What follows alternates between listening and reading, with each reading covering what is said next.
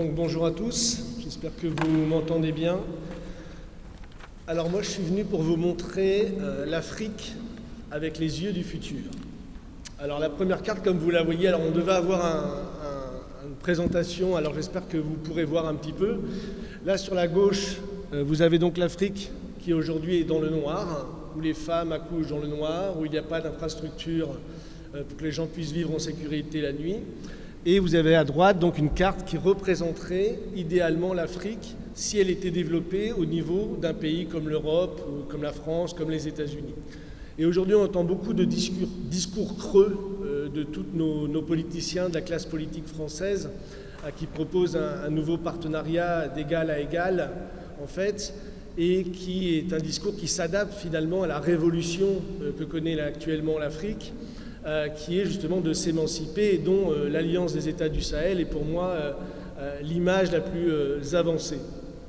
Donc on le sait, l'heure n'est plus au constat, l'heure n'est plus en Afrique à analyser les problèmes, on les connaît depuis très longtemps. Et je pense qu'avec la création des États, l'Alliance des États du Sahel, on est en train de vivre en fait la fin de 500 ans, un long cycle historique, 500 ans d'esclavage sur le continent africain, de colonialisme depuis le congrès de Berlin, et ensuite du néocolonialisme qui a été mis en place, et en ce qui nous concerne, de la France-Afrique.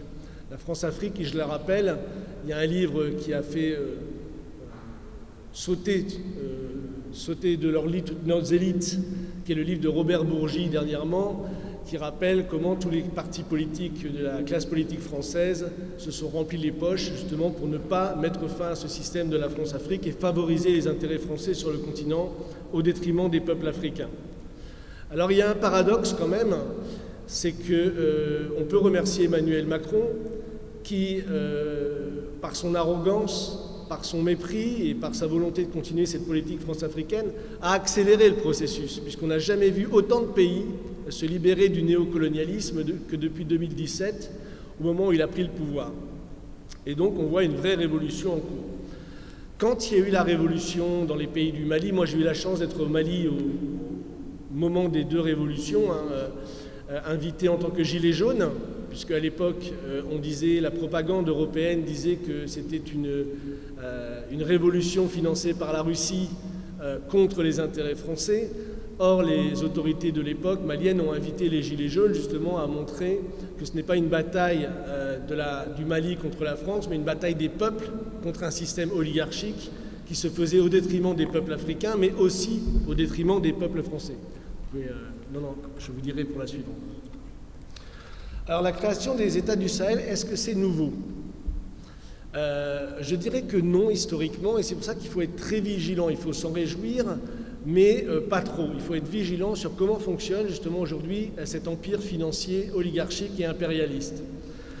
Les peuples africains se sont toujours battus, je l'ai dit, et on va justement prendre un exemple qui concerne la région, qui est le Mali.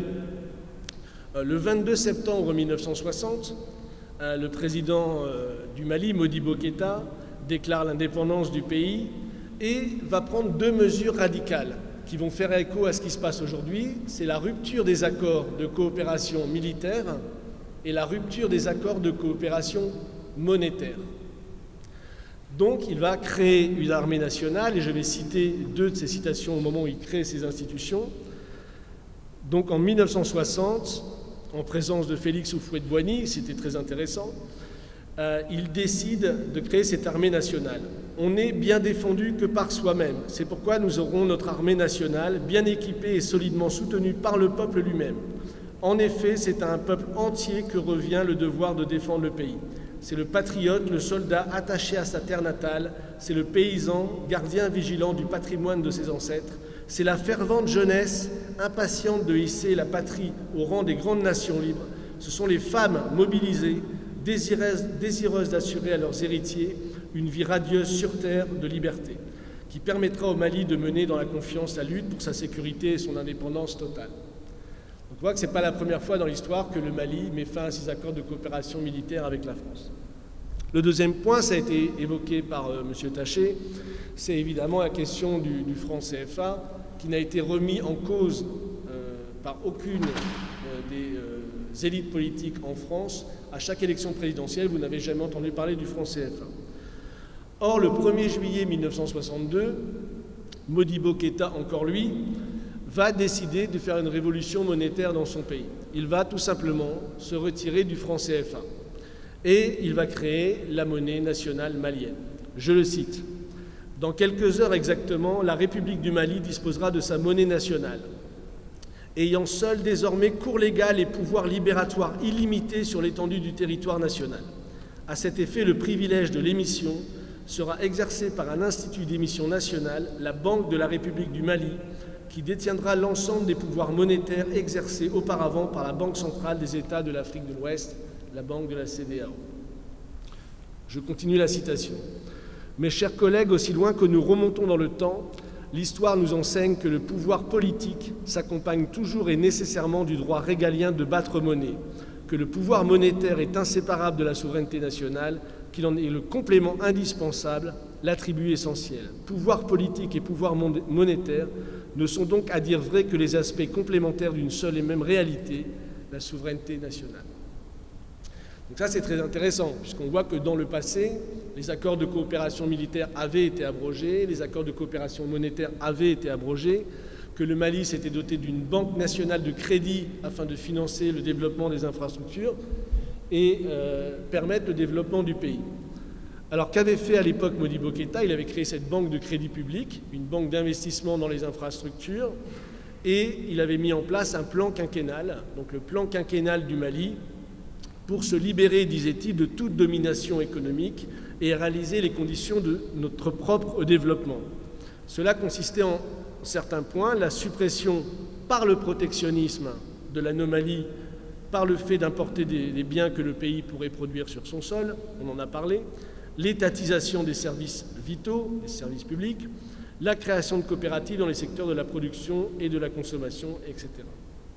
À cela s'ajoute évidemment toute une série de mesures qu'il avait mis en place et qui avaient permis le vrai potentiel de révolution industrielle pour que le Mali puisse vraiment atteindre le niveau de développement d'un pays comme la Corée du Sud, la France ou d'autres.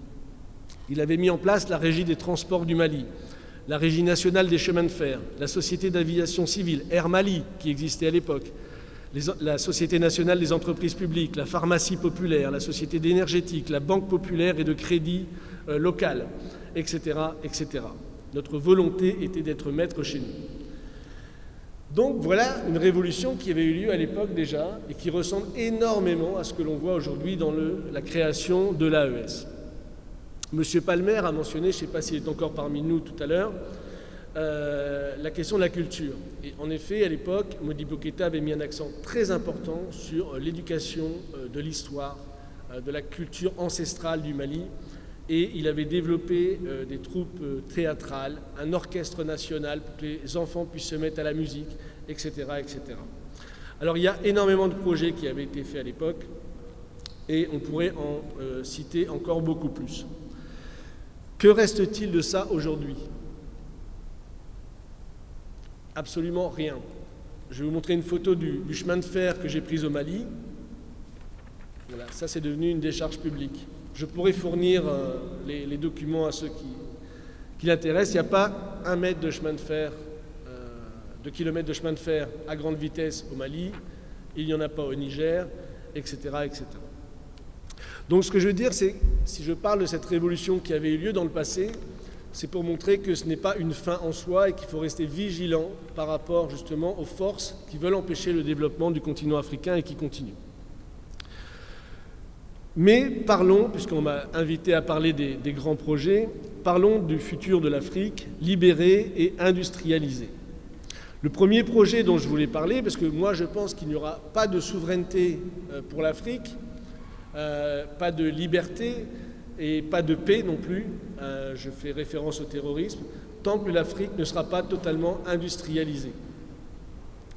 Donc le premier projet, c'est un projet qui concerne également la région, c'est un projet qui est dans le bassin du Niger, que vous voyez ici, qui fait plusieurs milliers de kilomètres, le bassin du Niger, qui n'est pas du tout aménagé.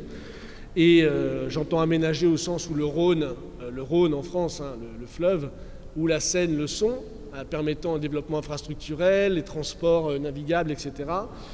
Et donc, un des premiers projets se trouve dans la région des lacs Fagibine. J'ai appelé le projet Fagibine, et donc qui est un projet pour atteindre l'autosuffisance alimentaire au Mali, et qui est un projet qui est sous la direction de l'agence du bassin du Niger, et qui est discuté depuis les années, accrochez-vous, depuis 1940. On en parlait déjà dans les années 1940, de faire du Mali le grenier alimentaire de toute l'Afrique de l'Ouest. Et donc ce projet a pour but justement de voir, vous avez les 5 lacs, vous avez Tombouctou qui doit être ici je pense, et vous avez tout un ensemble de lacs ici qui pourraient servir de base pour irriguer presque 1 million d'hectares de terres agricoles pour en faire le grenier alimentaire de toute l'Afrique de l'Ouest, atteindre la sécurité alimentaire et l'autosuffisance et reléguer le souvenir des émeutes de la faim qui nous ont tous choqués il y a quelques années dans la région. Un précédent avait été fait, la dame précédente a parlé de la Libye par exemple. Il y avait un projet qui s'appelait Mali-Bia, donc entre le Mali et la Libye, qui avait pour but, qui justement avait pour but de développer ce projet et d'atteindre la production de 2 millions de tonnes de riz en fait dans cette région de Tombouctou pour atteindre l'autosuffisance alimentaire, projet qui a été démarré en 2009-2010 mais qui, comme vous le savez, malheureusement, Kadhafi a donc été assassiné par la France et les forces de l'OTAN. Et donc ce projet a été complètement abandonné. Et je sais de sources sûres qu'au Mali, on y retravaille actuellement pour pouvoir aller dans cette direction de l'autosuffisance alimentaire. Le deuxième projet qui concerne qui est extrêmement important, c'est le développement des chemins de fer, parce que vous savez que la plupart de ces pays sont enclavés. Et c'est pareil, il y a un projet qui s'appelle Africa Rail, donc peut-être certains d'entre vous ont déjà entendu parler, donc qui est une boucle ferroviaire qui relie la Côte d'Ivoire, le Burkina Faso, le Niger, puis le Bénin et le Togo. Et un homme a défendu ce projet en France, s'appelait Michel Rocard, donc un des socialistes, qui jusqu'à sa mort a défendu ce projet pour justement permettre le désenclavement de la région, le transport des marchandises, le transport des personnes, et justement avoir une vraie politique de développement de la région. Parce que sans infrastructure de transport, sans infrastructure d'énergie, d'eau, d'irrigation, il n'y aura pas de développement, donc il n'y aura pas de paix. Et il faut savoir qu'aujourd'hui, par exemple, si vous allez prendre le train entre Abidjan et Ouagadougou, le train va moins vite que certaines trottinettes à Paris. Il va à 36 km/h en moyenne. C'est pour vous dire un petit peu l'état du réseau ferroviaire dans la région, qui est une catastrophe. Et donc voilà, ça c'est un des projets intéressants. Et dans le cadre de ma campagne, puisque j'ai été candidat aux législatives pour l'Afrique du Nord, Afrique de l'Ouest, on a proposé d'étendre ce projet pour justement avoir un programme intégré de développement qui va par-delà jusqu'au Sénégal, jusqu'à la Guinée, et vers le Tchad et tous ces pays-là. Donc ces projets-là sont aujourd'hui des projets qui sont discutés, qui sont des projets d'ailleurs qui font partie de l'agenda 2063 de l'Union africaine. Et donc vous voyez là une vision un peu plus large de l'idée de connecter, de relier toutes les capitales africaines entre elles par des trains à grande vitesse. Voilà. Donc ça, c'est les conditions de la paix, du développement et de la sécurité en Afrique. Enfin, dernier projet, parce que je ne sais pas le temps qu'on a, c'est le projet Transaqua qui pourrait aussi aider beaucoup la région, parce qu'il concerne en particulier le Niger et le Tchad. On parlait d'intégration avec le Tchad également tout à l'heure. Donc ça, c'est un projet pour revitaliser le lac Tchad, qui a perdu environ 70 à 90% selon les estimations de sa superficie, et qui a causé le déplacement de plus de 4 millions de personnes dans la région. C'est une des crises humanitaires les plus graves en Afrique, après le Soudan et la RDC, mais il y en a beaucoup. Et donc, c'est 3 millions de personnes qui ont dû fuir la région parce que, justement, le lac disparaît, les conditions sont de plus en plus difficiles et le terrorisme s'est évidemment énormément développé dans la région à cause de cette misère, du fait du manque d'infrastructures, du manque de projets, du manque de développement. Et ce projet-là, donc, consiste à travailler avec le bassin du Congo et de faire un canal transfrontalier pour permettre de développer des zones agro-industrielles, des barrages hydroélectriques et de permettre un développement sur l'ensemble du continent. Donc ça, c'est le troisième projet qui serait fondamentale pour la région. Et je vais m'arrêter là sur la question des grands projets. Mais enfin voilà, pour dire que les projets, c'est pas ce qui manque.